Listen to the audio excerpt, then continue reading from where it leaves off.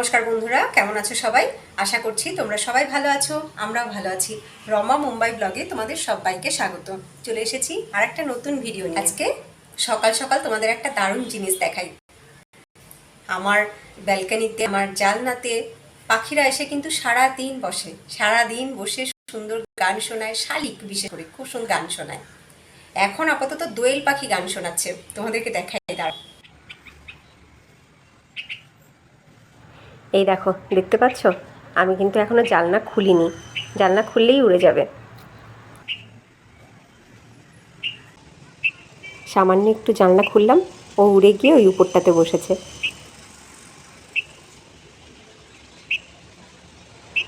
কি সুন্দর লাগে না পাখিদের ডাক শুনতে?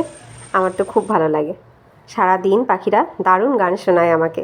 শালিক আসে, কাক আসে, দোয়েল আসে, চড়ুই আসে। যাই হোক, আমি আমার কাজে লেগে পড়েছি। কতগুলো পাপোশ আজকে ধুয়ে দিয়েছি, একদম সকাল সকাল ধুলাম, নইলে পাপোশগুলো তো সহজে শুকোবে না। খুব ভালো করে সার্ফে ভিজিয়ে রেখেছিলাম কালকে রাত্রে। আজকে সকাল সকাল ভালো করে ব্রাশ দিয়ে ঘষে ঘষে সুন্দর করে ধুয়ে দিয়েছি। পাপোশগুলো এমনই মোটা আর জল দিয়ে ধোয়ার পরে এমন ভারী হয়ে গেছে যে ভালো করে নিংড়াতেই পারিনি। এখন প্রচুর কিন্তু জল পড়ছে। আমি শক্ত করে নিংড়ানোর চেষ্টা করেছি, তারপরেও কিন্তু প্রচুর জল পড়ছে। একদিক থেকে ভালোই হয়েছে, এই জল দিয়ে আমার গাছের গোড়ায় জল দেওয়া হয়ে গেল। আজকে সকালে এখনও গাছে জল দিইনি, তো যে গাছগুলোর গোড়ায় জল পড়লো সেগুলোতে আর দিতে হবে না জল। দেখো এই ফুলটা কি সুন্দর দেখতে না, লাল ফোঁটা দেওয়া সাদা নয়নতারা, দারুণ দেখতে। গাছে আজকে বেশ কয়েকটা ফুল ফুটেছে, তাই তোমাদের সাথে শেয়ার করছি। আমার তো ভীষণ ভালো লাগে এই ফুলটা দেখতে। আমার আগে যে নয়নতারাগুলো ছিল তার ভেতরে এই একটা গাছই এখন আছে, বাকি সব কটা গাছ আমি ট্রিমিং করেছি। এই নয়নতারা গাছগুলোতে কেমন যেন পোকা লেগে গেছিলো, তো একটা গাছ রেখে বাকি সবগুলোকে আমি কেটে দিয়েছি, গোড়াটুকু রেখে। আর এই দোপাটি গাছটা দেখো কি সুন্দর ফুল ফুটেছে না, দারুণ দেখাচ্ছে। অনেকগুলো ডালপালা ছড়িয়ে বেশ সুন্দর ফুল ফুটেছে। এইবার দেখাই আমার লঙ্কা গাছ। আমার লঙ্কা গাছে কিন্তু বেশ আরও কয়েকটা লঙ্কা হয়েছে। সেই দিন গত রবিবার দিন বোধহয় আমার বর ছিঁড়েছিল 4টে লঙ্কা। আজকে আমি কয়েকটা লঙ্কা ছিঁড়ব। দেখো লঙ্কাগুলো কিন্তু বেশ ভালো বড় বড় হয়েছে জানো। গাছটা এমনি এমনিই হয়েছিল, কিন্তু বেশ ভালো জাতের গাছ, খুব ভালো বড় বড় লম্বা লম্বা লঙ্কা। দেখো আজকে 6টা লঙ্কা আছে ছেঁড়বার মতন, আমি 6টাই ছিঁড়বো আজকে। আমি লঙ্কা ছিঁড়বো বলাতে আমার ছেলেও পিছনে এসে দাঁড়িয়েছে, মাম্মা আমিও লঙ্কা ছিঁড়বো। ও কিন্তু লঙ্কা দেখলেই চেঁচামেচি শুরু করে দেয়, মাম্মা লঙ্কা কেন কিনে এনেছো, লঙ্কা ফেলে দাও, লঙ্কা দেবে না রান্নাতে। ও ঝাল একদম খেতে চায় না, কিন্তু তবুও একটু তো ঝাল না দিলে হবে না, ওর অভ্যাস তৈরি হবে না।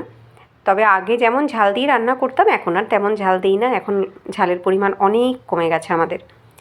তো যাই হোক, ও লঙ্কা খাবে না কিন্তু ছিঁড়তে এসেছে।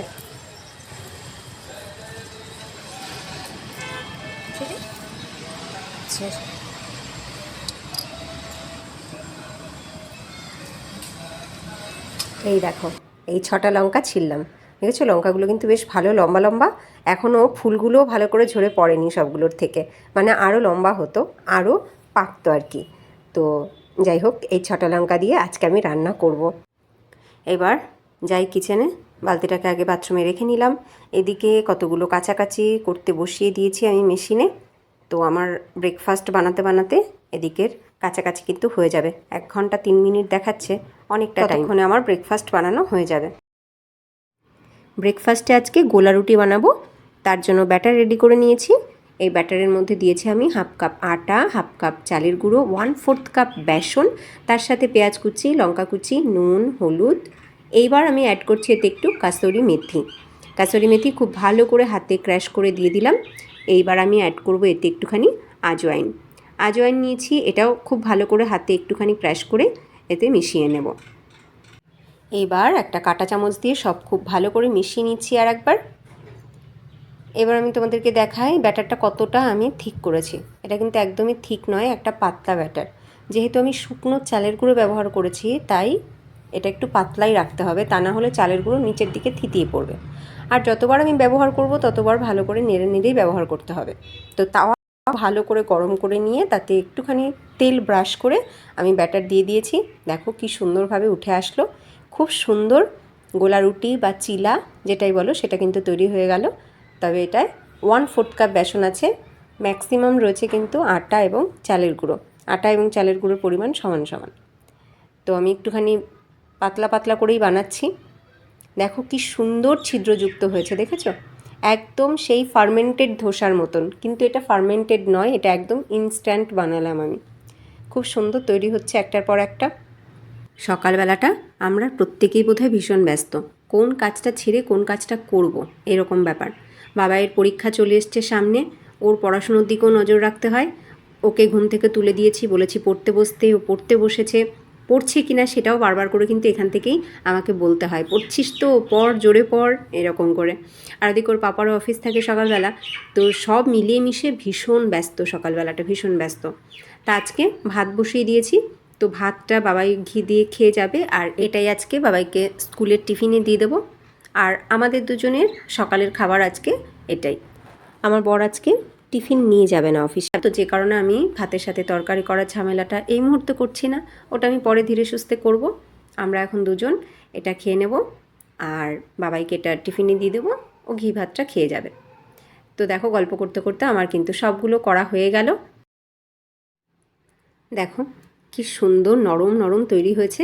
আর তার সাথে চাইলে অনেক ভেজিটেবলস দেওয়া যেতে পারে, তবে আমি কাসুরি মেথি, পেঁয়াজ এগুলো দিয়ে বানিয়েছি বলে দেখতেও কিন্তু সুন্দর লাগছে, আর খেতেও কিন্তু দারুণ টেস্টি। তো আজকে এর সাথে কোনো চাটনি আমি বানাইনি, নিয়ে নিচ্ছি ইনস্ট্যান্ট ইমলি চাটনি। এই ইনস্ট্যান্ট ইমলি চাটনিটা আমি খুব ব্যবহার করি যখন অন্য কোনো চাটনি বানানোর সময় থাকে না, ইডলি বা ধোসার সাথেও আমি এটাকে খাই, বেশ ভালোই লাগে খেতে এটা। এবার আমরা ব্রেকফাস্ট করে নেব। শুনতে পাচ্ছ শালিকের ডাক? এই শালিকের গান শুনতে শুনতে আমরা আমাদের ব্রেকফাস্টটা করে নিয়ে চলো। বাবাইয়ের স্কুলে যাওয়ার সময় হয়ে গেল, ও খাওয়া দাওয়া করে নিয়েছে, স্নান দান করে রেডি হয়ে গেছে, এবারও বেরোবে। বড় অফিস চলে গেছে, বাবাইও স্কুলে চলে গেছে, এইবার ঘরে আমি একা। এইবার সব কাজগুলো একে একে করব। তো জামা কাপড়গুলো ধুয়ে তো রেখেছিলাম, মেলার সময় হয়নি, এবার সেগুলোকে মেলে দিই। আজকে না 2টো বেডশিট কেচেছি, তার সাথে রয়েছে পিলো কভার, ঘরের বেশ কিছু জামা কাপড় মানে আমাদের। তো সব মিলিয়ে মিশিয়ে মনে হচ্ছে এখানে মেলবার জায়গা হবে না। এখন যে কটা পারি মেলে দিই, এই কটা শুকিয়ে গেলে বাদবাকি আবার পরে মেলে দেবো। ফ্ল্যাটে এটাই একটা অসুবিধা, জামা কাপড় যদি একটু বেশি কাছাকাছি হয়ে যায় তাহলে আর মেলবার জায়গা পাওয়া যায় না। সবাই তো তাই কাপড় শুকানোর স্ট্যান্ডে জামা কাপড় মেলে, আমারও সেটা আছে, তবে সেটা আমি ব্যবহার করি না, কারণ ওটা রাখতে হলে আমাকে ব্যালকানিতে রাখতে হবে, আর ব্যালকানিতে কিন্তু রোদ আসে না একদমই। আর এই জানলাতেই জামা কাপড় মিলি, এখানটাতেই রোদ আসে, পশ্চিমের রোদটা পুরো পায়। বছরের অন্য সময়গুলোতে পুজোর জন্য দোকান থেকে ফুল কিনতে গেলে অল্প কটা করে ফুল দেয়, কিন্তু এখন এই শীতকালটাতে দেখো 2 ঝুড়ি ফুল দিয়েছে। এখানে 20 টাকার ফুল আছে জানো, দেখো 2 ঝুড়ি ফুল। এই এতগুলো ফুল দিয়ে কি আর একদিনে পুজো দেওয়া যায়? আমার তো 3 থেকে 4 দিন হয়ে যাবে। আর দেখো কালকে রাতেই ফুল কিনে এনেছি, আর আজকে একদম অবাক করে আমার অপরাজিতা গাছে এতগুলো ফুল ফুটেছে একসাথে। দেখো কতগুলো ফুল ফুটেছে, কখনো কিন্তু একসাথে এতগুলো ফুল ফোটেনি, আজকে প্রথমবার এতগুলো সাদা এবং নীল মিলে দেখো কতগুলো ফুল ফুটেছে। তো আমি ভাবছি কি আজকে একটু এই অপরাজিতার মালা বানিয়ে আমার ভোলেনাথকে দেব, কিন্তু কখনো অপরাজিতার মালা আমি নিজে হাতে বানাইনি, কি করে বানাতে হয় তাও বুঝতে পারছি না। শুধু সুতো দিয়ে খুব সুন্দর করে মালা গাঁথা যায়, কিন্তু আমি সেটা পারি না, তো যে কারণে আমি সুই আর সুতো দিয়েই ঠাকুরের জন্য একটা মালা গেঁথে নিচ্ছি।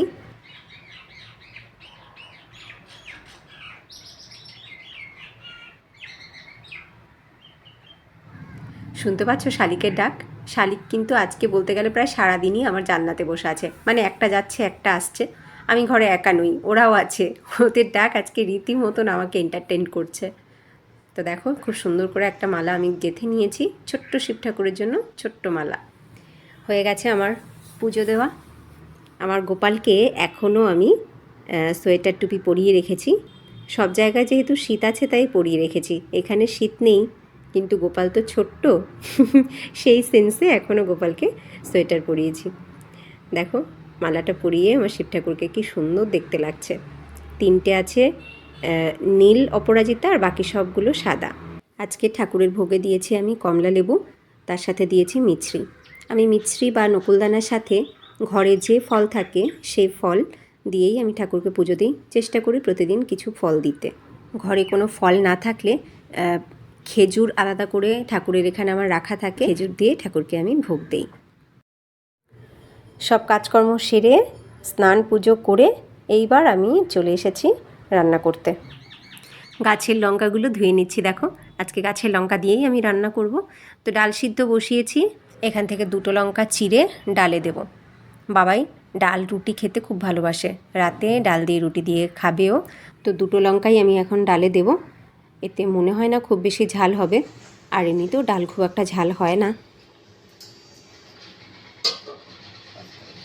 ডাল হয়ে গেছে কড়াই, এবার করে নিচ্ছি একটুখানি ডিমের ঝোল। তো প্রথমে আমি ডিমের ঝোলের জন্য মশলা কষিয়ে নিচ্ছি।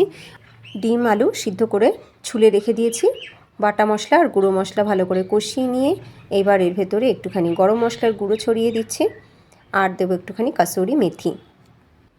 আবার একটু সব কিছু ভালো করে মিশিয়ে নিয়ে এইবার এর ভেতরে আমি দিয়ে দেবো সিদ্ধ করে রাখা আলু আর ডিম। এবার কিছুক্ষণ একটু খুব ভালো করে কষিয়ে নেব। ভালো করে কষে গেলে এতে জল দিয়ে ফুটিয়ে নেব। তারপরে নুন ঝাল টেস্ট করে নিতে হবে, আর নামানোর আগে একটু গরম মশলার গুঁড়ো ছড়িয়ে নামিয়ে নেব। ডাল আর ডিমের ঝোল এই হলো আজকের রান্না। তো রান্না কমপ্লিট হলে আমি বসবো খেতে, তারপর একটু রেস্ট নেব। তো যাই হোক, চলো আমি এখন ভিডিওটা এখানেই এন্ড করি। তোমাদের ভিডিওটা কেমন লাগলো অবশ্যই কমেন্টে জানিও। যদি ভালো লাগে ভিডিওটা লাইক করো। দেখা হচ্ছে নেক্সট ভিডিওতে। সবাই ভালো থেকো, টাটা।